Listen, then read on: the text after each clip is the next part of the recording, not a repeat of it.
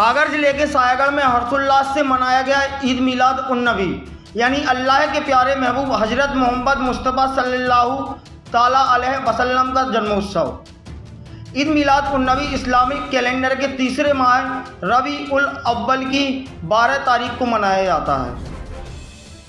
सायागढ़ में बड़ी धूमधाम से मनाया गया अपने प्यारे नबी का जन्मोत्सव। इस अवसर पर सायागढ़ में जलसा निकाला गया जो नगर के मुख्य मार्गों से होता हुआ जामा मस्जिद पहुंचा।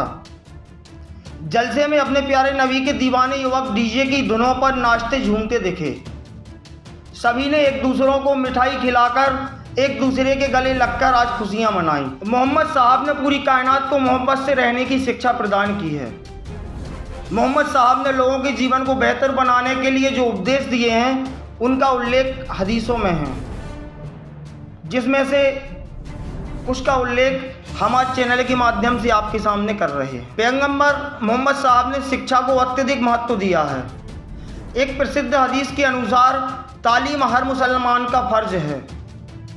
यह हदीस हमें सिखाती है कि ज्ञान की प्राप्ति केवल एक धार्मिक कर्तव्य नहीं बल्कि व्यक्तिगत और सामाजिक विकास के लिए भी आवश्यक है। पैगंबर साहब ने फरमाया है कि अल्लाह के नज़दीक सबसे प्रिय काम वह है जो लगातार किया जाए, चाहे वह थोड़ा ही क्यों ना हो। एक हदीस के अनुसार कर्मों का मूल्य उनके इरादों के अनुसार है। कार्य की गुणवत्ता काम के इरादे पर निर्भर करती है। इरादा अच्छा होगा तो काम भी अच्छा ही होगा। मोहम्मद साहब ने फरमाया है कि सच्चा धन वह है जो अल्लाह की राह में खर्च किया जाए। धन संग्रह और उसके प्रबंधन में संयम और ईमानदारी दोनों आवश्यक हैं।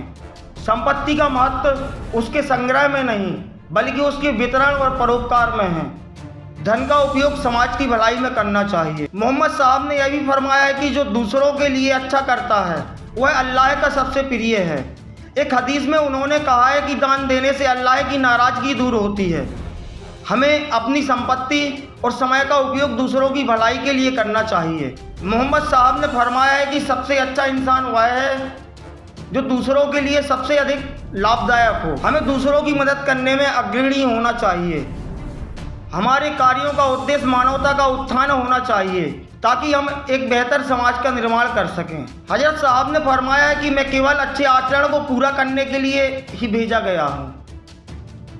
हमारी हर गतिविधि का आधार अच्छा आचरण होना चाहिए। यह न केवल हमारे व्यक्तिगत व्यवहार को सुधारता है बल्कि समाज में समरसता और सहयोग को भी बढ़ावा देता है। पैगंबर साहब ने फरमाया कि समय और स्वास्थ्य दो अमूल्य चीज़ें हैं जिनका अधिकांश लोग एहसास नहीं करते। स्वास्थ्य की महत्वता को समझना और उसकी देखभाल करना हमारी जिम्मेदारी है। हमें उचित खान पान और नियमित व्यायाम पर भी ध्यान देना चाहिए। पैगंबर साहब फरमाते हैं कि यदि तुम वह स्थान देखो जहां तुम ताजगी और पानी देखो तो वहां जाया करो।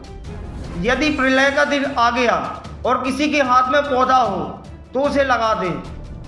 हदीस हमें प्रकृति, प्राकृतिक संसाधनों के महत्व और उनके संरक्षण के प्रति जागरूक करती है। मोहम्मद साहब ने फरमाया है कि सच्ची खुशी धन में नहीं बल्कि संतोष में है। आंतरिक संतोष रखना जीवन की सच्ची खुशी है। इच्छाओं को संतुलित करना आना चाहिए ताकि मानसिक व भावनात्मक रूप से खुश रह सकें। तो ये कुछ अच्छी शिक्षाएं थी जो हजरत साहब ने समाज को प्रदान की हैं और हमने अपने चैनल के माध्यम से आप तक पहुंचाने का प्रयास किया है। अब हमारा कर्तव्य है कि हजरत मोहम्मद साहब की दी हुई शिक्षा को आत्मसात करते हुए एक भयमुक्त और शिक्षित समाज का निर्माण करें।